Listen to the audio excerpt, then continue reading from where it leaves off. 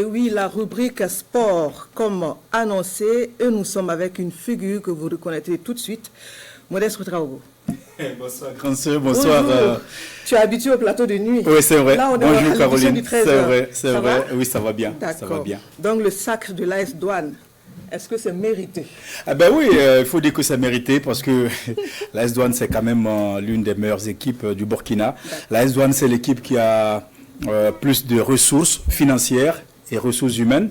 Donc du coup, c'est un sacre mérité. Mérité parce que aussi, c'est une équipe qui a été assez régulière au cours de la saison, qui a montré de très belles choses.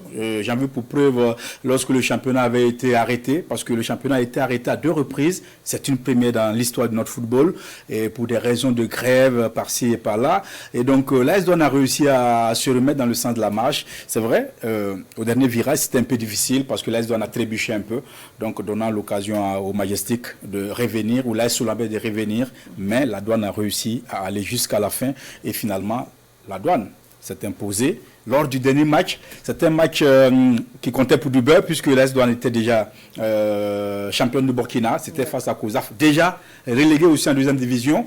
Donc du coup l'AS Douane est monté donc sur le trône sans problème. Oui, bien sûr. D'accord. Et si on parlait de cette saison sportive de façon générale 2023-2024, que peut-on retenir? On retient une saison à vite oubliée parce que c'était une saison difficile pour tous les acteurs, les footballeurs, les présidents de clubs, même nous journalistes et les supporters. C'était difficile, les arbitres également, parce que c'est une saison qui a été maillée donc de soubresauts, beaucoup de grèves, 2 arrêts donc qui ont véritablement marqué l'histoire de notre football, parce qu'avant de partir à la CAN, le championnat s'est arrêté et puis après la CAN ça a repris et quelques temps après encore ça s'est arrêté. Il a fallu des médiations pour qu'on puisse reprendre le championnat parce que les clubs revendiquaient le paiement donc de la bourse qui est une subvention octroyée par l'État pour soutenir un peu le paiement des salaires dans les clubs, et cette bourse-là tardait à venir parce que voilà, il y a une raison qui fait que c'était compliqué, c'était donc la coupure au niveau de cette bourse-là pour soutenir le football des jeunes, et cette coupure-là, les clubs n'en voulaient pas, et donc du coup ça créait pas mal de problèmes. Les clubs revendiquaient donc le paiement de cet argent-là qui devait être utilisé pour organiser le championnat des jeunes, mais la fédération n'a pas pu organiser le championnat des jeunes, donc les clubs revendiquaient cet argent-là, et malheureusement, cet argent n'est jamais revenu.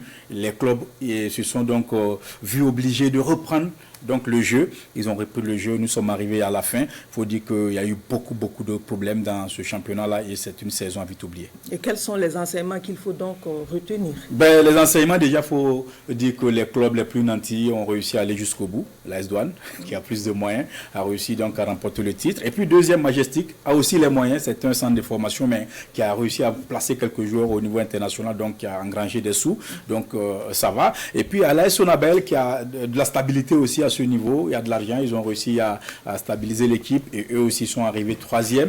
Et donc les équipes qui ont moins de moyens naturellement se sont retrouvées dans le creux de la vague, se sont retrouvées en difficulté, notamment les équipes comme COSAF qui est relégué en 2e division, et puis il y a l'équipe aussi des Kings de Bobo-Dioulasso, Royal FC, donc ils se retrouvent en 2e division.